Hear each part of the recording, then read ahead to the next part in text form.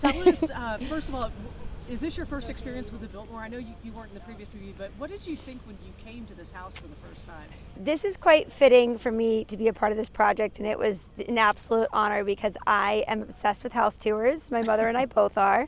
So I toured the Biltmore 20 years ago, and I did the rooftop, I did the back stairs. So this was quite a homecoming for me, and to see it at Christmas while getting to work here it's a pinch me moment for life. What are y'all's thoughts on this lovely backdrop you get to work in? I was blown away when I first pulled up here. I had seen the original movie. Let's just fix this. Thank you. It falls. Trying to angle it towards you. I had seen the original movie, and it was gorgeous, but the scope of this place, seeing it in person, it's completely different, especially when you get a private tour from Chase Pickering, which was incredible. That was really kind of him to take us through the house, gave us a private tour, and we even got to go down into the basement and see Biltmore, maybe places that other people haven't had the chance to see, so it felt pretty amazing. Your thoughts? Being back here 3 years ago, we filmed Biltmore Christmas, and the first time pulling up and Chase Pickering gave us a tour as well, and it's so special to be part of the history of this house, and then to be back for a grand Biltmore Christmas has just been absolutely magical. What do y'all want to talk about what it's like to be in a movie where you're jumping centuries, decades, years? Should you take this first now? Yeah, or I'll myself? take this. I'll take this one because I'm coming You're from... doing more jumping than I'm doing. I'm coming from the modern era in this movie, and my character, you get to see my character in two different eras. You also get to see Biltmore at two different eras, actually three different eras, but two different eras in the past, which is exciting because our characters are acquaintances in the past, but maybe they become more in the present. I asked the producer about the meet cute, but he didn't want to shed light. Are y'all able to shed any light on how that works? I think it's staying pretty cloak and dagger. Yeah. Yeah. And the meet cute actually doesn't happen with these two actors, if that makes sense. Is that a tease? Having read it, I will say it is absolutely adorable and very, very, very sweet. Not only is it a really wonderful romance front and center, but there's a lot of comedy that's unexpected, perhaps because of the different eras throughout the film. But Marcy Holland, our incredible writer, really leaned into circumstantial comedy, which is quite fun to have been part of as well. Now I know and guys, if somebody else wants to jump in, please feel free. But I know each of you guys have done acting previously to your Hallmark movies and things like that. How is being part of a Hallmark movie different, and why do you think it resonates so much with fans? I think the newest of the bunch in this clan right here, and I just say they're as nice in front of the camera and behind the camera. That's what I have said and will continue to say because it's absolutely true, and that also goes to the brands that they like to pair up and work with, like the Biltmore, Biltmore and the family running Biltmore, and so it's just an honor to be able to call our colleagues also friends, and everyone's just so incredibly kind. Yeah, I agree. To go off what Holland just said, I do feel that the talent in front of and behind the camera, we all have similar values, and we all get along, and we really are a big family. I mean, just before I arrived here, I saw Rachel in the gym and Wes in the gym, and we're all hugging, and it's like no other network or brand that I've been a part of before. We all genuinely love and care about each other. It really has become a family, and over the years we've just seen each other grow so much too. I was on Niall's very first movie. He was my love interest, and now to be in this beautiful period piece and to be at Biltmore in North Carolina. We love Asheville, and we've just had such a great time together. And when I found out Holland was coming into the family, we have a lot of mutual friends, and it was so wonderful to welcome her. So it really has become something, I think, so unique and so special, what Hallmark has built over the years, and we're so happy to be part of it. And to the fans, what would you say? Thank you. Yeah, for one, first and foremost. We love making these movies for you, and it's so special to get to come into your homes at Christmas and to be part of these traditions. I've only been a part of a few press events with Hallmark so far, and the few that I've been a part of, everyone feels like a distant aunt or like a grandmother or a sister. Like you feel like you know these people. And so it's a two-way street as far as that relationship goes. And that's been new for me, to feel like I'm somehow related to everybody and they're related to myself. So that's been a fun side perk to working at Hallmark. We're going to need to wrap up. Maybe there's one last quick question. I got a question. In addition to coming to Biltmore, you're also going to be in Asheville, and you mentioned coming to Asheville before. Can you talk a little bit about being in the city and what you like? Well, my very first experience at Biltmore, my daughter was turning 1.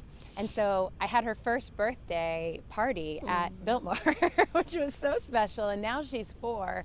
So we brought a cake, and we're going to celebrate tomorrow for anyone who wants to come by.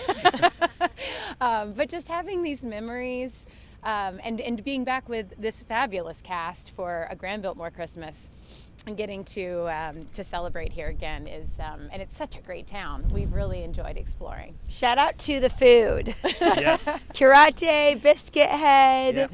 Mother Bakery, Haywood Common. There's just so many fun places in the city to go. Yeah, we've been going to a lot of great restaurants in Asheville, and I didn't realize how big Teen Wolf is in Asheville. But everywhere we go, they're loving seeing Holland, so it's been lovely. Yeah. Great. Fight, or are we good? I'm gonna take a picture of you guys because this is like crazy. You guys are. There you go.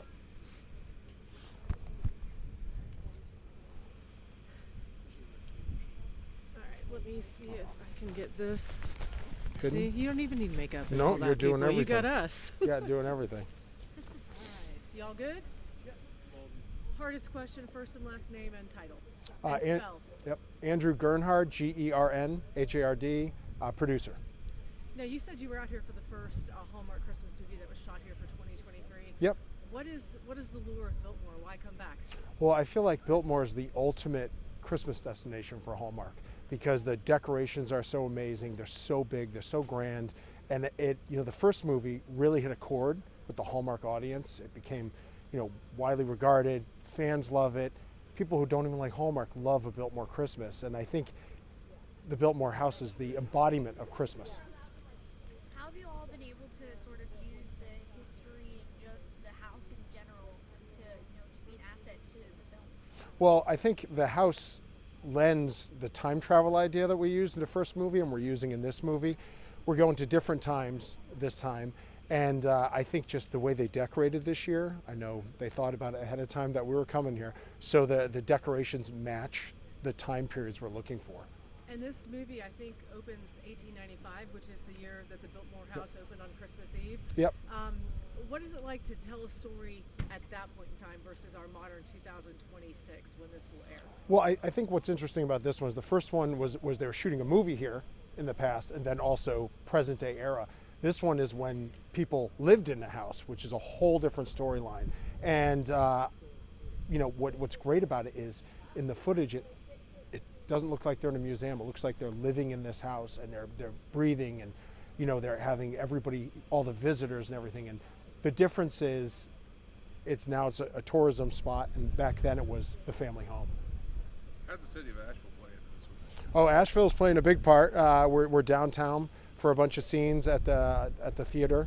I believe it's the Fine Arts Theater, and we're also at Pax Tavern, and we got a couple great aerial shots, which I'm realizing I'm gonna have to get now again with the snow coming in. So we're gonna have some non-snow and snow stuff and pick whichever works for the movie. But we're gonna feature Asheville a bunch in this movie. What went into picking the locations you picked? Well, we knew this, obviously, the inside, outside, but we were looking for just iconic spots, like in downtown Asheville, and I apologize, there's that main drag across from the Biltmore building. It's all lit up white, where that's a great spot to have a little walk and talk. And Pax Tavern is gorgeous. It's got a lot of depth. It's got a lot of personality. And the theater just has a lot of that hometown kind of feel too. Now, you said you're from Connecticut, so Yep. you're down here in the heart of Southern hospitality. Yep. Obviously, you're working here, but you're living here while you're here. So what is it like in terms of Asheville, the Carolinas, just experiencing the hospitality that the South has to offer as you're doing your job here? Well, for one thing, when I was told we're coming back to do a sequel to Biltmore, I loved it. Working with the Biltmore staff and the locals was an amazing time. I want to say it's one of the top 3 of the movies. I made a lot of movies, and it's in the top 3 of my favorite movies that we've done. But the people here are great. You know, the food scene in downtown Asheville and at the Biltmore is amazing.